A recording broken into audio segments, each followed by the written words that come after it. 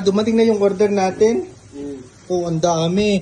Hello guys, good afternoon. Ito yung order namin. Tig-isa kaming mga ulo ng native meats. Ang dami ni guys. Ito kasi yung mura dito sa Japan kasi hindi nila alam na kapaki-pakinabang sa amin. Tayong mga Pilipino, of course, super amazing. Ganun. Pero tayong mga Pilipino madiskarte, di ba? Laking tipid na natin to from region. Ganun, di ba? Ganyan. Ilang kilo na to? Ilang kilo to, di ba? Pag kinikilo, 8 or 10?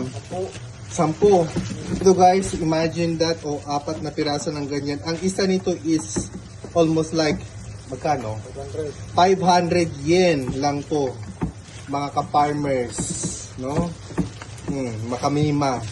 Ang dami. So anyway guys, si Ronsang, ayan siya yung niluluto niya. Ano yan? Nagmamantika na talaga siyempre, or linagyan mo talaga ng isang basang mantika, no? Ang dami, Sarap! Anong suggest na luto nito? Tikman mo nga yung sabaw niya. Grabe ka. Patikin mo talaga sa akin yung kumukulong mantika. Grabe ka naman. Ulo ng kanyan. Ulo ng native meats. Masarap to Anong talaga. native? Hindi native yan. Ito, dinakdakan, lauya kaming mga Ilocano, or sa Tagalog naman nilaga, with sampalok, sinigang, or anything. Basta buto-buto na pinalambot. Ganyan na guys, di ba? Ang dami. Noon, bagong ligo pa lang ako, no, namula-mula pa talaga ako, nagmumukhang mistiso, no. So, charot lang tayo. So anyway, ang dami nga talaga guys. Ang bigat. 9 na kilo yata to. Saan po? Kasi dito guys sa Japan, hindi katulad sa atin na talagang exactly or nakasagad anything, na chinap siyang ganyan.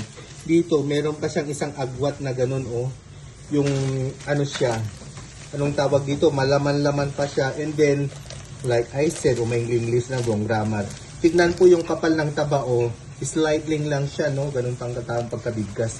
Mas marami po talaga yung laman-laman and everything. So anyway, ayan, di ba? Napakasarap tong adobohin, ganyan guys. Ayan, di ba? Laking tipid na namin to. Would you imagine that? 500 yen lang tong piraso ng ganito. Almost, how much in 500 yen? It's like 200 pesos, 203 pesos, ganun siya guys. Di ba? Sa 200 mahigit, meron ka ng native meat.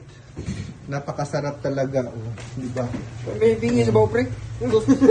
Ayan, ang dami talaga guys. Kaya mag-PM na kung sino yung gustong mag-order. Sigurado kay 500 yen lang to.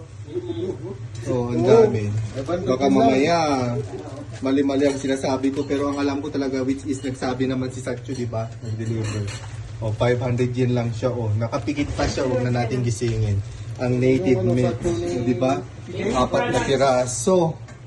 So, anyway, kakasya dyan, kakatayin nyo na muna mamaya. I-slice nyo na lang siya, no? Hindi yung para yun lamang guys, no? Ganito lang po dito sa amin din. Siyempre, tayong mga Pinoy, para makabudget naman tayo sa mga budgetan dahil ang daming bayaran, no? Mga espikuloco, systematic, anything, ganyan. Diba? Para maka-minus ba? Para may pambili pa rin tayong maxipil iglagay sa mukha o para maging maputi. Charot, hindi. Joke ko lang po yun. Hindi po ako naglalagay sa mukha mga ganyan-ganyan pampaganda, pampaputi, anything. Normal lang po to, no? Pinapatawa ko lang kayo. Nakasya dyan. Tama ba to? Nalinisan na yan. So yan guys, ba, ang dami nga talaga. Anything. Yan, Ronsang. Ayan, row 1. Ano naman ang niluluto mo? Ano naman tawag dyan? Patikim ako, no? Okay na to? Ito mas masarap yung sabaw niya. Kanina, di mo kasi kinig. Sarap. Nag-crispy siya. So tikman ko ulit, tignan nyo.